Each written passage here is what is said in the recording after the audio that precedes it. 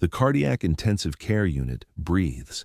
It is a mechanical respiration, a symphony of ventilators pushing air into failing lungs and monitors beeping out the fragile rhythm of life. Alara Vance feels the rhythm in her bones. 22 years of this, the antiseptic smell that never quite masks the undertone of blood and fear. The squeak of her danskos on the polished linoleum, a sound as familiar as her own heartbeat. She moves through the controlled chaos with an economy of motion that younger nurses mistake for slowness. They see a woman in her late 40s, lines of fatigue etched around her eyes, hair pulled back in a severe, no-nonsense bun. They do not see the database of 1,000 near misses stored behind those eyes, the muscle memory honed by a decade as a flight nurse pulling shattered bodies from wreckage. Her first stop is bed 6, Mr. Davenport, post-operative day 2, triple bypass. The chart says he is stable. The chart is a liar. Alara's eyes scan the telemetry. Heart rate a little tachycardic, but within acceptable limits. Blood pressure on the low end of normal, propped up by a whisper of Levophed. Nothing that would trigger an alarm, nothing a resident would flag on morning rounds. But she sees the whole patient, not just the numbers. The slight grayish tinge to his skin under the fluorescent lights, the almost imperceptible restlessness in his hands, a plucking at the sheets that speaks of a brain starved for oxygen. His body is compensating, but the effort is a tightrope walk over a canyon. She adjusts his pillow, her touch gentle but firm. "Mr. Davenport," she says softly, "it's Alara, your nurse for the day." His eyes flutter open, unfocused. A murmur escapes his lips, too faint to be a word. It is the sound of a man losing ground. A sharp staccato clicking of heels announces an arrival. Alara does not need to turn to know who it is. The sound radiates an aura of expensive impatience. "Is the doctor here yet?" The voice is crisp, accustomed to immediate service. Alara turns slowly. Mrs. Davenport stands at the foot of the bed, clad in a tailored cashmere coat that costs more than Alara's monthly mortgage payment. Her face is a mask of strained composure, her diamonds catching the harsh hospital light. "Good morning, Mrs. Davenport. The fellows usually round within the hour," Alara says, her tone even and professional. The woman's gaze sweeps over Alara, dismissing her as part of the furniture. "I need to speak with him. My husband seems worse." Alara feels a flicker of accord. "I was just noting some subtle changes myself. His color is a bit off, and he seems more lethargic than yesterday." Mrs. Davenport's perfectly sculpted eyebrows rise. "You were noting? I think we'll wait for a real medical professional's opinion on that." The words hang in the air, a sterile and potent poison. Alara's patience, a vast and deep reservoir, does not even register a ripple on its surface. She has been called worse by people in far more distress. This is just garden-variety arrogance.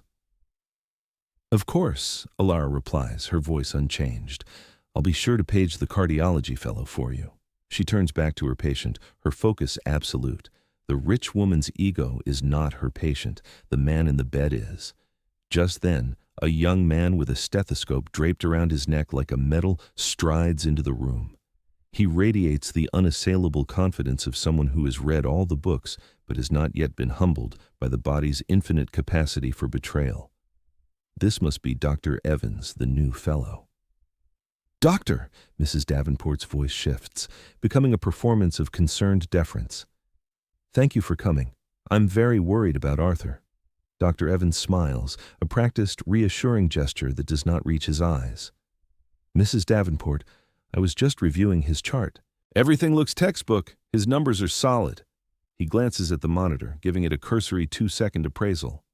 Alara steps forward. "Dr. Evans, I'm Alara, his nurse.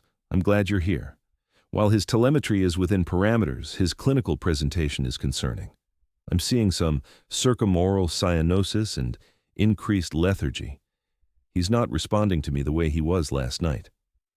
Dr. Evans turns his head slightly, acknowledging her presence for the first time. He does not look at her, but at a point on the wall just over her shoulder. "The nurse is a little anxious, Mrs. Davenport. It's common. They see a blip on the screen and think the sky is falling." He speaks about her as if she is not there, an instrument, a piece of equipment that is malfunctioning. He's on a minimal pressor drip, His sats are 96% on 2 liters. He's fine, Dr. Evans declares, his tone laced with a condescending finality. He is speaking to the wife, not to the clinician at the bedside. With all due respect, doctor, Alara persists, her voice still quiet but now with a steel edge.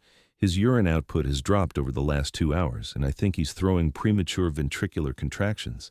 They're infrequent, but they weren't there an hour ago. This finally makes him look at her. His eyes are cold. Are you a cardiologist, nurse?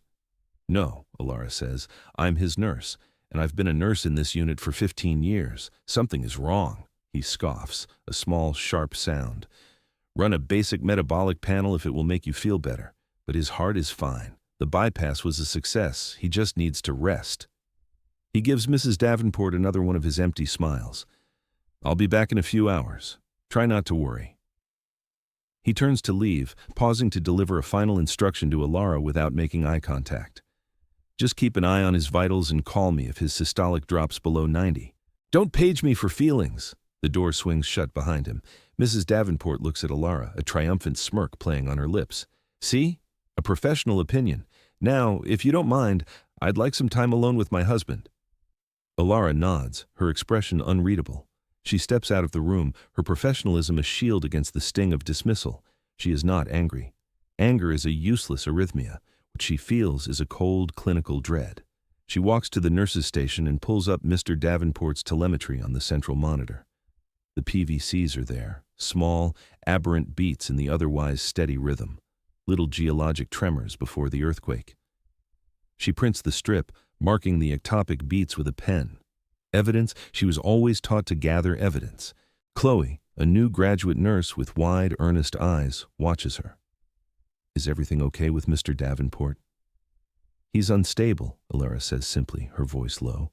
Dr. Evans disagrees. Oh, Chloe's face falls. He's really smart. He aced his boards.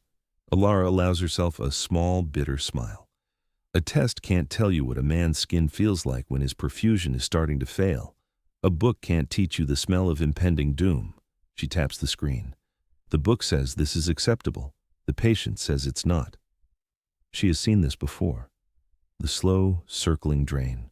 The patient whose numbers look fine right up until the moment they are not. It is a pattern etched into her memory from 1,000 different bedsides, 100 different helicopter transports through stormy nights. It is a language the body speaks that is not taught in medical school. She follows Dr. Evans's order and draws the labs, but she also pulls the crash cart closer to Mr. Davenport's room. Just a few feet. Close enough. She checks the defibrillator, ensuring the pads are in date and the battery is charged.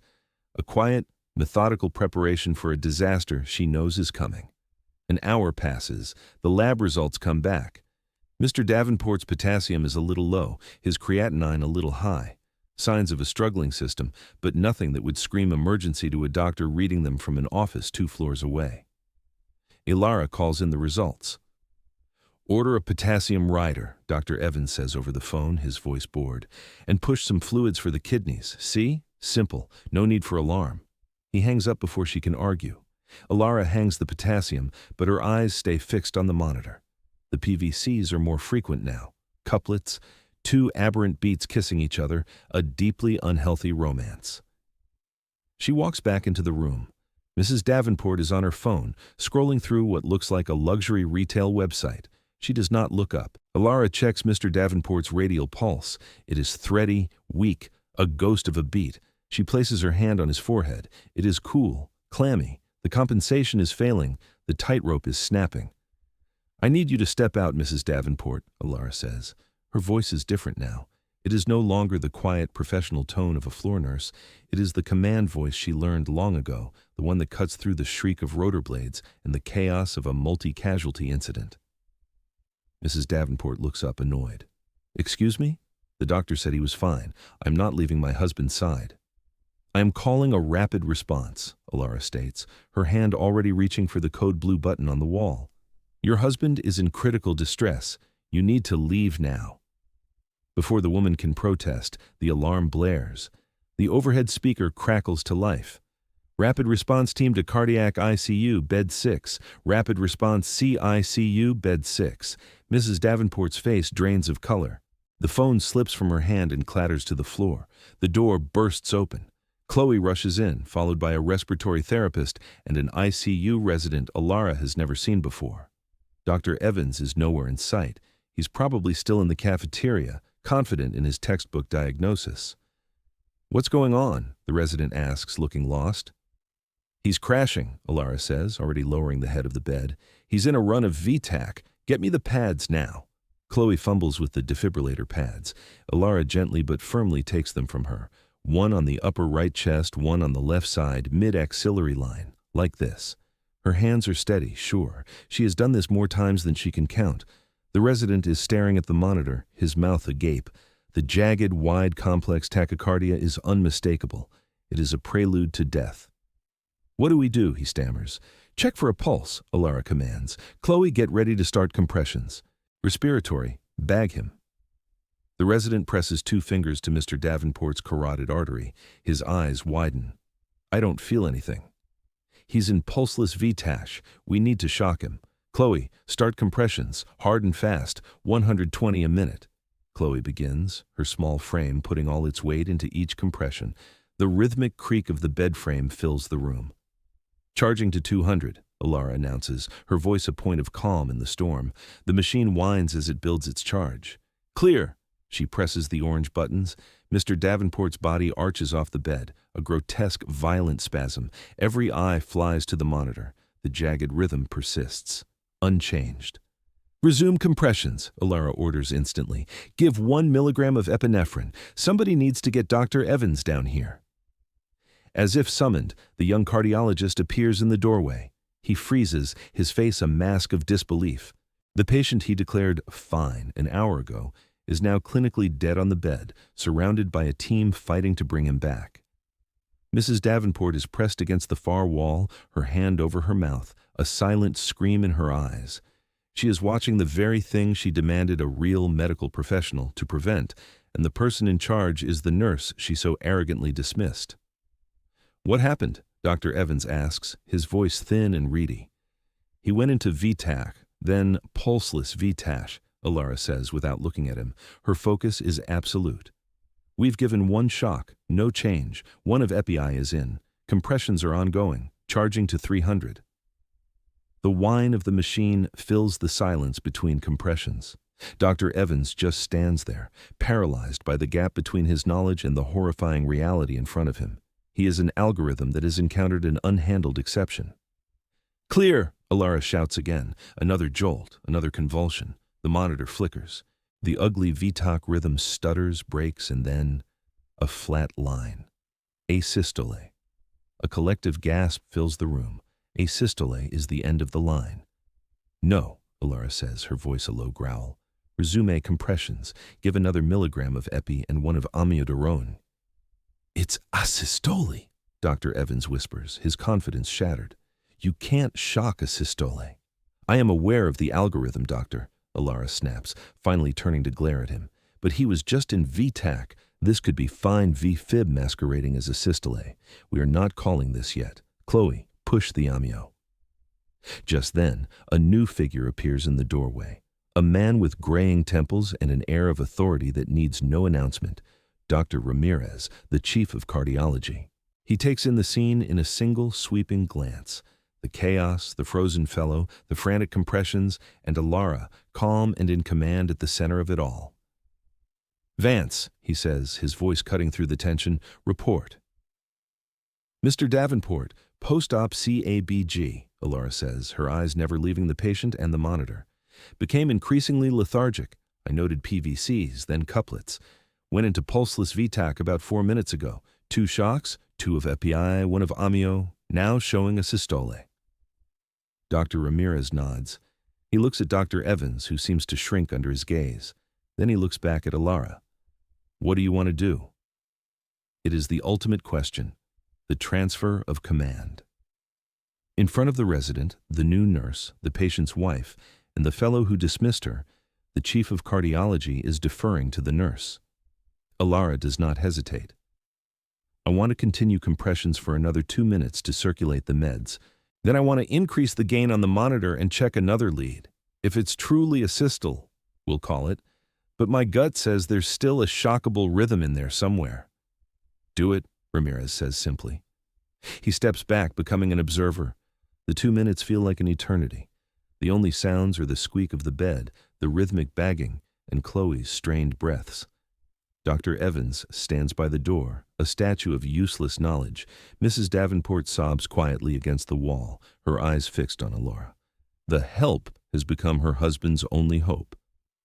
Time, Alora says. Hold compressions. The line on the monitor is still flat. Switch to lead 2, Alora says. The resident fumbles with the machine. The lead changes, and there it is, not a systole. A fine, chaotic ventricular fibrillation, a rhythm that can be shocked. A wave of relief and adrenaline washes through Alora. It's V-fib. Charging to 360. The machine gives its highest-pitched, most urgent whine. Everybody clear! Her voice rings with absolute authority. She presses the buttons. The shock is the most violent yet. Mr. Davenport's body seems to leap from the bed. And then, on the screen, a miracle. The chaotic scrawl of V-fib vanishes. It is replaced by a single, beautiful, normal-looking QRS complex, then another and another. Sinus rhythm, slow, but it is there. I have a pulse, the resident breathes, his fingers on the carotid. It's weak, but it's there. Alora lets out a breath she did not realize she was holding. She looks at the monitor, at the steady, life-affirming blip of a heart that was, moments ago, silent. Her hands, she notices, are perfectly steady. The room slowly comes back to life. The frantic energy of the code recedes, replaced by the focused work of stabilization. Hanging drips, drawing blood gases, getting a postcode EKG. Dr. Ramirez steps forward and places a hand on Alora's shoulder. Excellent work, Alora, truly excellent. He looks over at Dr. Evans, his expression hardening. My office, 10 minutes. Dr. Evans nods, his face pale and slick with sweat.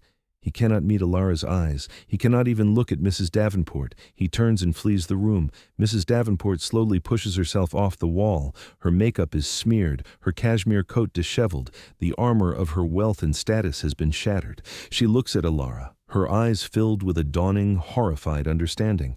She takes a hesitant step forward. I... She cannot seem to find the words. Alora looks at her, not with triumph, but with a profound and weary empathy. Your husband is alive. That's what matters.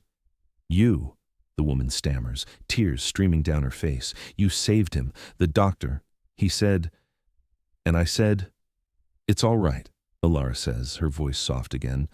We're going to take very good care of him. Mrs. Davenport just nods, covering her face with her hands, her sobs now unrestrained. A nurse Alora does not know gently guides the woman out of the room and towards the family waiting area. The room is quiet now, save for the steady beep of the monitor. Mr. Davenport's heart beating on its own. Alora finishes her documentation, her notes precise and clinical, betraying none of the drama of the last 20 minutes. Chloe comes to stand beside her, her face awed. I've never seen anything like that. You knew. You knew he was going to code. I didn't know, Alora corrects her gently. But I listened to the patient. The numbers are just part of the story. You have to learn to read the rest of it. She looks at the younger nurse. You did good, Chloe. Your compressions were perfect. The praise makes Chloe stand a little taller. Alora spends the rest of her shift by Mr. Davenport's bedside, titrating his new drips, monitoring his fragile stability. The crisis is over, but the delicate work of recovery has just begun. Near the end of her shift, Dr. Ramirez finds her. He's going to make it, thanks to you, he says quietly. Dr. Evans is on administrative leave pending a review. He confessed he dismissed your concerns without a proper assessment. Alora just nods. There's no satisfaction in another's failure, only relief that the patient survived it. I've also been meaning to ask you again, Ramirez continues. The hospital is funding a new program for advanced practice nurses to lead the rapid response teams. It would mean a pay rise, more authority. It was designed with someone like you in mind. Alora thinks about it for a moment. She remembers turning down offers for medical school, for management positions. She likes the bedside. She likes the direct connection to the patient, the ability to read the stories the body tells. "Thank you, doctor," she says. "Let me think about it." He smiles, understanding. The offer stands. "We're lucky to have you, Alara. Never forget that." As she gathers her things to leave, she sees Mrs. Davenport sitting by her husband's bedside. The woman is not on her phone. She is holding his hand, her head bowed. As Alara passes the doorway, Mrs. Davenport looks up. Their eyes meet. "Thank you," the woman mouths, her voice gone. It is not an apology, not fully, but it is an acknowledgement, a recognition of a debt that can never be repaid. Alara gives a single small nod and walks away.